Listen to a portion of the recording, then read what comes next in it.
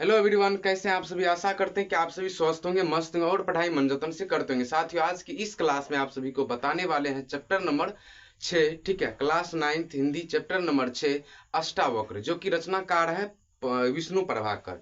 ठीक है, तो आप लोग अंत तक बने रहिएगा। हो सके तो आप लोग जो है ना पेन और कॉपी लेकर के बैठिए, साथ ही साथ लिखते जाइएगा। ठीक है, क्या है क्वेश्चन क्या नहीं है वो देखिए शांति से। उसके बाद जो है ना आप कमेंट के थ्रू बताइएगा कि समझ में आया कि नहीं आया है। ठीक है, तो देखिए साथियों, क्वेश्चंस क्या है। पहला क्वेश्चंस देखिए, कह रहे कि विष्णु प्रभाकर का जन्म कब हुआ था। नए हो तो प्यारे साथियों चैनल को सब्सक्राइब करके दोस्तों को शेयर करिएगा। ठीक है, अवश्य शेयर करिएगा। ठीक, चलिए देखते हैं क्वेश्चंस क्या है। पहला क्वेश्चंस का है ना, क्या कह रहा है देखिए, विष्णु प्रभाकर का जन्म कब हुआ था। पहला क्वेश्चन है कि विष्णु प्रभाकर का जन्म कब हुआ था। प्यारे साथियों, कब हुआ था? 21 जून 1921 ईस्वी में। 21 जून 1912 ईस्वी में। ठीक है, 21 जून 1912 ईस्वी में किनका जन्म हुआ था? तो विष्णु प्रभाकर का। ठीक है, फिर देखिए नेक्स्ट क्वेश्चन है कि विष्णु प्रभाकर का जन्म किस राज्य में हुआ था। ठीक है, अब जो किसी के बारे में जानिएगा तो क्या उसके बारे में तो गांव का, राज का और कहाँ का था, तब तब ना पता चलेगा उसका। ये जो है ना मेन मुद्दा है। कोई पूछेगा आपसे कि मान लो विष्णु प्रभाकर का जन्म बता दिया, ठीक, अब पूछेगा किस राज्य में हुआ, तो क्या जवाब दीजिएगा? कुछ नहीं याद रहेगा तो क्या जवाब दीजिएगा? कुछ नहीं दे पाइएगा। तो इसलिए जो है ना आपके लिए लाए हैं राज, उसके बाद निधन। निधन तो यहाँ पर नहीं लिखा है। ठीक है, निधन शायद इसका नहीं हुआ है। और इसका जन्म कहाँ पर हुआ था, किस गांव में हुआ था, प्रारंभिक शिक्षा कहाँ से हुई थी, ये सब जो है ना सारा क्वेश्चन आपको बताएंगे। तो साथियों आप लोग अंत तक बने रहिए शांति से। ठीक है, क्या है फिर नेक्स्ट क्वेश्चन, कि विष्णु प्रभाकर का जन्म किस राज्य में हुआ था। ठीक, विष्णु प्रभाकर का जन्म किस राज्य में हुआ था। किस कोई भी आदमी आपसे पूछेगा कि बोलेगा कि किस क्लास में हो, तो 9th में। तो हिंदी पूछेगा कि चैप्टर नंबर 6 का नाम क्या है, तो क्या नाम है जी? तो अष्टावक्र। रचनाकार कौन है? तो विष्णु प्रभाकर। ठीक, तो विष्णु प्रभाकर का जन्म कहाँ पर हुआ था, कब हुआ था, तो ये सब अकाद दुगो जो है पकवा पाकर जो है पूछ देता है। ठीक है, सब जो है नकाद दुगो बड़ी पाकल रहता है, तो वो पूछ देता है कि जन्म कब हुआ था। तो क्या 21 जून 1912 में, लेकिन कहाँ पर हुआ था? ठीक है, किस राज्य में? तो प्यारे साथियों किस राज्य में हुआ था? तो उत्तर प्रदेश में। कहाँ पर हुआ था? उत्तर प्रदेश में। ठीक, फिर देखिए नेक्स्ट है कि विष्णु प्रभाकर का जन्म किस गांव में हुआ था। जन्म हुआ होगा तो गांव, किसी गांव में हुआ होगा। ठीक है, तो उस गांव का नाम क्या है? तो प्यारे साथियों मीरनपुर। गांव का नाम क्या है? मीरनपुर। ठीक है, फिर देखिए नेक्स्ट क्वेश्चन, कि लेखक की प्रारंभिक शिक्षा कहाँ से हुई थी। लेखक की प्रारंभिक शिक्षा यानी कि शुरुआत की शिक्षा कहाँ से हुई थी। डायरेक्ट का जो महत्वर रहता है, जो ठीक ठाक परिवार से रहता है, वो तो डायरेक्ट शहर से शिक्षा प्राप्त करते हैं। लेकिन जो मिडिल स्तर का रहता है वो कहाँ से प्राप्त करते हैं शिक्षा? गांव से। कहाँ से? गांव से। गांव वाला जो है ना स्कूल, मिडिल स्कूल से। ठीक है, फिर देखिए नेक्स्ट क्वेश्चन, कि डलती, दलित नहीं होगा, ये ढ है। ढलती रात किनकी रचना है? दलित नहीं है वहां पर, ढलती है। तो ढलती रात किनकी रचना है प्यारे साथियों? तो ढलती रात जो है ना विष्णु प्रभाकर की रचना है। यही जो है ना रचे हैं ढलती रात। ठीक है, फिर देखिए नेक्स्ट क्वेश्चन, कि संघर्ष के बाद कहानी के रचनाकार कौन है।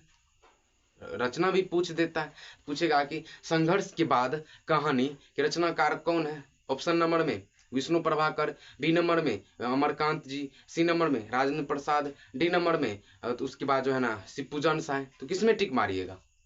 जिसमें रहेगा क्या कहते हैं विष्णु प्रभाकर, उसमें टिक मारिएगा, क्योंकि जो है इसका यही रचना है संघर्ष के बाद कहानी। ये जो है किसका रचना है? विष्णु प्रभाकर का। किनका रचना है भाई? विष्णु प्रभाकर का। फिर देखिए नेक्स्ट क्वेश्चन, कि विष्णु प्रभाकर का जन्म किस जिला में हुआ था, बताइए। विष्णु प्रभाकर का जन्म किस जिला में हुआ था, कहां पर हुआ था? तो वो तो पता नहीं कहां पर हुआ था, मैं मीरनपुर में। लेकिन किस जिला में हुआ था? तो प्यारे साथियों इसका जिला का नाम था मुजफ्फरनगर। ठीक है, मुजफ्फरनगर। मुजफ्फरपुर तो साथियों ये जो है ना बिहार के अंतर्गत पड़ता है जिला, ये जो है, लेकिन इसका जो है ना उत्तर प्रदेश के मुजफ्फर जिला में हुआ था जन्म। उत्तर प्रदेश के मुजफ्फरपुर जिला में। फिर देखिए नेक्स्ट क्वेश्चन है कि पारिवारिक कारणों से, ध्यान से सुनिएगा, पारिवारिक कारणों से शिक्षा के लिए किसको हरियाणा जाना पड़ा? पारिवारिक की शिक्षा के लिए जो है ना किसको हरियाणा जाना पड़ा? ठीक है, तो किसको हरियाणा जाना पड़ा प्राप्त शिक्षा प्राप्त करने के लिए साथियों? विष्णु प्रभाकर को। ठीक है, विष्णु प्रभाकर को जो है ना शिक्षा ग्रहण करने के लिए हरियाणा जाना पड़ा। ठीक है, हरियाणा में भी कोचिंग खास ठीक ठाक है, वहां से जो है ना कुछ शिक्षा प्राप्त किया है। पहले शुरुआत में गांव से प्राप्त किया मिडिल स्कूल से, उसके बाद जो है ना चले गए कहाँ? हरियाणा। ठीक है, कॉलेज कोचिंग किया होगा। ठीक, फिर देखिए नेक्स्ट क्वेश्चन कि किनके जीवन पर आर्य समाज तथा महात्मा गांधी के जीवन दर्शन का गहरा प्रभाव पड़ा? ठीक है, गहरा प्रभाव पड़ा किसके? आर्य समाज। देखिए ध्यान सुनिए, आर्य समाज तथा महात्मा गांधी, दोनों आर्य समाज तथा महात्मा गांधी के जीवन दर्शन के गहरा प्रभाव किसको पड़ा? तो विष्णु प्रभाकर को। किसको पढ़ा है जी? विष्णु प्रभाकर को। ठीक है, फिर देखिए नेक्स्ट क्वेश्चन है कि किनके जीवन पर, ये तो बता दिए। फिर देखिए नेक्स्ट क्वेश्चन है कि ब्रिटिश सरकार का गोप भजन किसने बनाया? ब्रिटिश सरकार का गोप भजन यानी कि जहां पर भजन करते थे वहां कर जो है ना तबेला धर्मशाला किसने बनाया? तो साथी विष्णु प्रभाकर ने बनाया। ठीक है, किसने बनाया भाई? विष्णु प्रभाकर ने। हाँ, विष्णु प्रभाकर होगा इसका राइट आंसर। फिर देखिए नेक्स्ट क्वेश्चन कि आवारा मसीहा के रचनाकार कौन है? तो विष्णु प्रभाकर। आवारा मसीहा के रचनाकार कौन है जी? विष्णु प्रभाकर। फिर देखिए नेक्स्ट क्वेश्चन क्या है, देखिए नेक्स्ट क्वेश्चन है कि रंग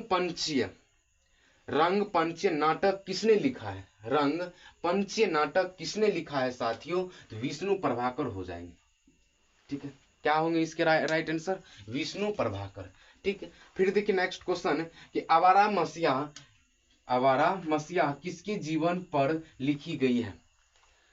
आवारा मसीहा ये तो पता चल गया है कि विष्णु प्रभाकर का रचना है, बट किसकी जीवन पर लिखी गई है? तो किसके जीवन पर लिखे गए भाई? तो शरद चंद्र के जीवन पर।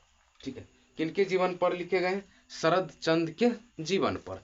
ठीक, फिर देखिए नेक्स्ट क्वेश्चन है कि अष्टावक्र शारीरिक रूप से कैसा था?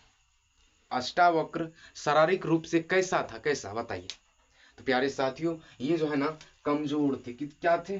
कमजोर। आपको ऑप्शन में कैसे देगा पता है? ए नंबर में कमजोर, बी नंबर में मजबूत, ठीक है, सी नंबर में ये भी दोनों, डी नंबर में पागल। तो किस में टिक मारिएगा? कमजोर में। ठीक, फिर देखिए नेक्स्ट क्वेश्चन है कि प्रभाकर जी के सर्वाधिक चांचरित कृति कौन सी है? प्रभाकर जी की सर्वाधिक चांचरित कृति कौन सी है? चर्चित तो कौन सी है? तो प्यारे साथियों प्रकाश और परछाई, ये जो है ना इसका ऐसा रचना है जो बहुत दिनों तक चले हैं, प्रचलित थी। ठीक है, फिर देखिए नेक्स्ट क्वेश्चन कि अष्टावक्र रोज शाम को खेमचा लेकर क्या बेचता था?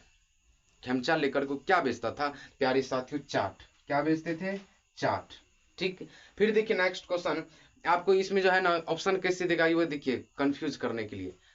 चाउमीन, मोमोज, चाट, डी नंबर में कोई नहीं। किस में मारिएगा? मोमोज में नहीं, किस में? चाट में मारिएगा। ठीक, फिर देखिए नेक्स्ट क्वेश्चन है कि अष्टावक्र का मुख्य कैसा था?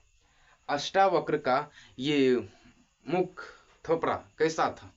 तो कैसा था भाई? ये जो है इसका मुख लंबा और वक्र था, यानी कि सर थोड़ा गोल था और लंबा था, देखने में अच्छा लगता। तो वो जो है ना जैसा जिसका जो है ना इस तरह रंग रूप रहता है वो देखने में अच्छा लगता है। ठीक है, थोड़ा लंबा थोड़ा वक्र मतलब गोल। ठीक, तो किसका जो है ना ऐसा मुख था? तो अष्टावक्र का। किनका मुख था ऐसा भाई? अष्टावक्र का। तो प्यारे साथियों जो इंपोर्टेंस हमको लगा क्वेश्चंस, ठीक है, जो इस चैप्टर में क्वेश्चंस बनने वाले थे सारा का सारा जो है हम बता दिए हैं। ठीक, आपका काम है इसको पूरा रिवाइज करना तथा इसको पहले नोट करना, उसके बाद जो है ना रिवाइज करना। ठीक है, करीब 1 घंटा। ठीक, तो इस तरह जो है ना आप जो है ना पढ़िएगा तो अच्छा खासा जो है बिहार बोर्ड में एक नंबर आएगी। ठीक है, जो 2026 में एग्जाम देना चाहते हैं जो भी स्टूडेंट, उसको जो है इस वीडियो को शेयर कर दीजिए ताकि वो भी जो है ना एग्जाम में अच्छे नंबर ला पाए। ठीक, तो प्यारे साथियों आशा करते हैं कि आप सभी जो है ना शेयर कर दिए होंगे और लाइक भी कर दिए होंगे और सब्सक्राइब भी कर दिए होंगे। तो साथियों नेक्स्ट वीडियो मिलेंगे, तब तक के लिए वही बात, टाटा बाय बाय। ठीक है।